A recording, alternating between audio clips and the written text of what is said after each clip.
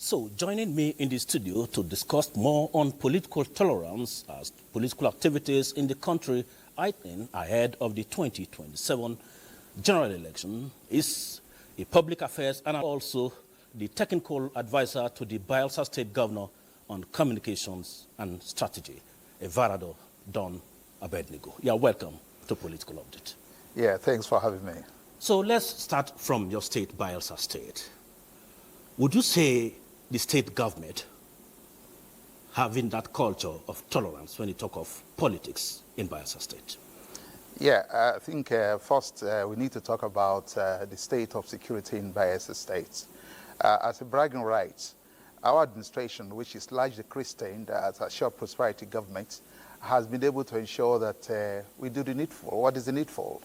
To ensure that the first thing that is deserving of any government anywhere in the world is to ensure that there is peace and tranquility, protection of lives and property, and critical infrastructure of government, bearing in mind that Bayelsa State, and indeed the John nation, is largely known for action. We came in government as which is people holders, which we tribe now the only political space for the house happens to have. That's why I say what is our progression and prosperity.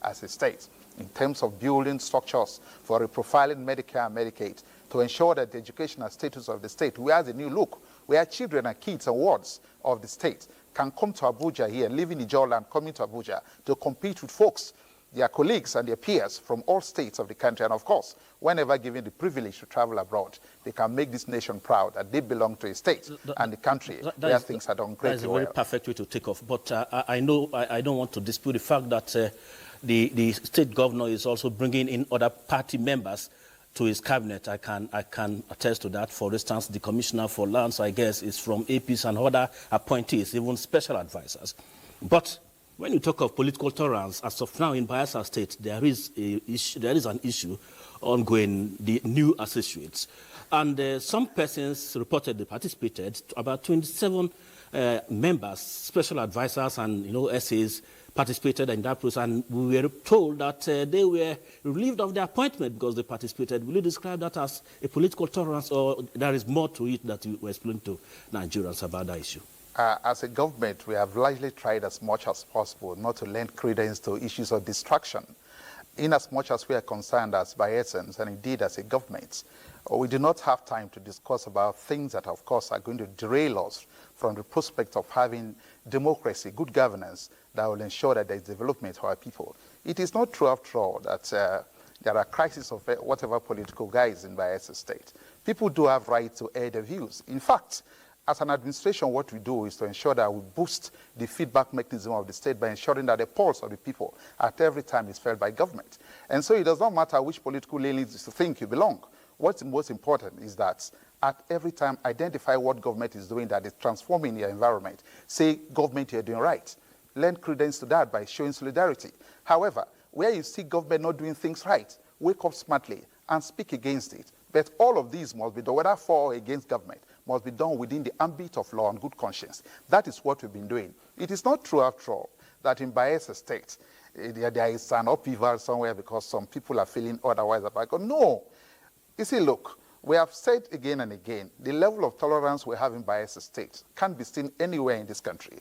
Because, like you did allude a moment ago, in our administration, folks from other political parties, across party lines, they are all part of the government. It's not because PDP as a government do not have the requisite hands to do all of that. The essence is to ensure that we'll have a government of brotherhood, the one that belongs to everybody. And so even in terms of projects execution, we do not look at which party, which community voted for PDP. No. If we're giving light, light should be given to all Bayelsans. If we are building road like we are doing, building critical infrastructure for the development and transformation of the state, what is most important is the people. It is not true after all that by essence, and indeed the administration is perturbed about what someone is saying, they belong to another party. It is true after all. If you want to organize a rally, you want to do anything in Bayelsa State, you are free to do that, but please remember, there are laws that must be adhered to at all times. This is a government that's a product of law and order, a product of democracy. All we need to do as a government is to weave in all persons, all shades of opinion, and ensure that we are guided by the principles of law, order, and good conscience. And that's why even the principles of administration are all built within the constructs of the instrumentality of law. Okay, so you mean no political appointee was sacked by the governor? Well, when we talk about political appointees, the governor is the sheriff in town at all times, and that is what is done in all spheres of the world. One thing is this: if you are an appointee of government, including the one speaking here, and if you do things that are not in tandem with the principles of the administration and things that will undermine the peace and security of the state, then you do not have any business whatsoever to be in the government. And so if anyone is asked to walk out of the government peacefully and peaceably so, and profoundly right, there is not a wrong. The governor is doing that which is going to bring prosperity, calm, peace, tranquility. Look, what is being given to Bayelsa State as kudos for ensuring being the most peaceful state in the country must not be undermined by the interests of an individual or a community. And that is why we are calling on all critical stakeholders in Bayelsa State, whether at home or in diaspora. Let us work together as a family. And it's getting better because there's virtually no sector of the Bayelsa society that is being left behind. The reason is because the level of inclusivity as required by the tenets of good governance is largely visible in Bayelsa That technically State. means they were sacked. So let's leave that aside. The governor is doing his second term. That means he won't be coming back for election, probably, but might have interest for a candidate of his choice or husband. How formidable is PDP in Bayelsa State? How formidable? Are there issues that are trying to tear the party apart?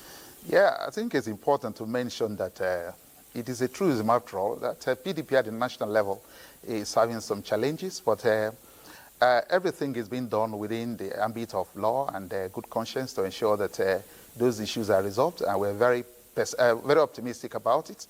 The positive nature of everything that is done is driving towards the direction of ensuring peace and resolution of issues. Having said that, in Bayelsa State, I just said a moment ago that we don't talk about party. The reason being that everything that is happening in Bayelsa State is wonderful leadership enabled by the administration of Governor Doyediri. I can tell you for free that as it is in Bayelsa State, if they say they want to do an election today, everybody will walk on the path of PDP because virtually everything that the people want, the party is giving.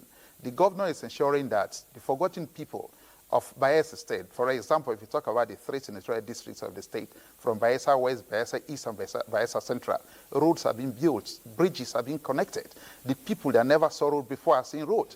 Those bridges that the federal government over the years, right from the commencement of the Republic of this country, has always been saying that, look, we have what we call a terrain difficulty and that no one can dare it. In Bayelsa State, we're showing leadership by daring the difficult terrain to ensure that everyone is woven into this wonderful nest that is providing prosperity. And therefore, it's important to say that it's not about who, it's about the party. Okay. The party has come with a vision. That is my concern as well. There is a group led by George Turner saying that he is the chairman of the caretaker committee of PDP in Bayelsa State. And you are saying there's no issue in the party. Are you just dismissing his part of his committee? Because the PDP South, you know, the House is really having some issues. Just the defection we had from Delta State. When you look at it, I think the whole of South, we're supposed to be a stronghold for the PDP, the only two states standing, Bayelsa and Akwa Ibom State. Are you worried about the level of depletion that the party is facing in the South, and at the same time, the few divisions we're having in the PDP family in Bayelsa State? Let me dwell strongly perhaps on Bayelsa State. It is true after all that in Bayelsa State, people are not perturbed about what an individual or a couple of cronies feel that they want to express themselves. In Bayelsa State, largely the people talk about one party, and it's sometimes worrisome because for one, the strive of the position in the state. When last did you hear or anyone heard of the other parties in Bayelsa State? In Bayelsa State, it's like a one party. The reason is because Bayelsans love history. The story they love is the story of development. In Bayelsa State, there are no divisions. You just said a moment ago that in the cabinet of the administration of Doyediri, you see folks from other political parties as commissioners, as special advisors, technical advisors, senior special assistants, etc., director generals of boards. The reason is because in Bayelsa State, there is a particular pattern of leadership that has been made possible, the people's leadership, the brotherhood of leadership. And I can say it for free too, that what the governor enjoys in Bayelsa State is so organic and a solidarity that is, performance driven. It's not the one that will say, oh, want the people to follow. No, we have done something that people are seeing. And that is why ours is the story of performance. And so we are not talking about the existence of, some folks. In PDP, as far as we are concerned in Bayelsa State, there is oneness, there is brotherhood, there is a very solid homogeneity, and we don't talk about any other party. If you ask anyone who is in Bayelsa State, maybe perhaps I'm a government person, so we think, you're speaking in favor of government. In Bayelsa State, we are not worried about any stories. There is just one thing. There is peace and tranquility. There is development.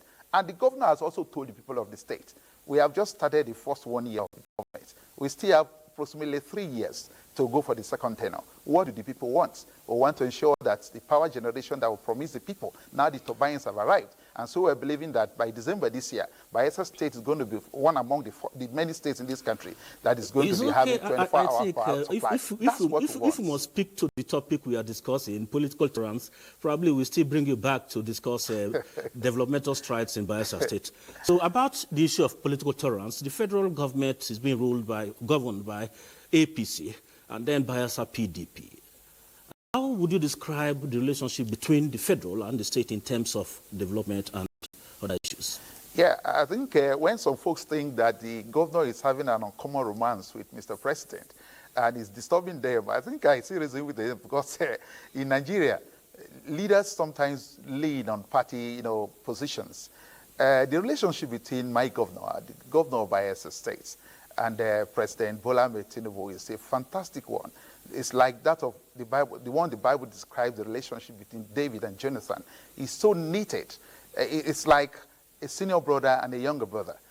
Bola Ahmed Tinubu understands the peculiar challenges of Bayelsa State in terms of development, in terms of peace and tranquility, the very strategic position of Bayelsa State in ensuring that we push everything to the side of peace so that when the critical infrastructures of government are protected, one thing is sure, what the government of Bola Ahmed Tinubu expects to have 2 million barrels per day can be achieved so that we can drive the economy of this country. Look, anytime the president hears about Bayelsa State, he's interested in wanting to discuss with the governor. The reason is because there are challenges in Bayelsa State that the governor is tackling that over the years, no federal structure in this country was able to dare. And that is why the president loves this governor. He loves the people of Bayelsa State. Reason being that, come on, Bayelsa State is the home of all the just. And today, we are prided largely as the most peaceful state in the country. Why won't the president love a governor like that? And remember, a few weeks back, to be very precise, the governor embarked on a project that no one believed is possible for a state government to do,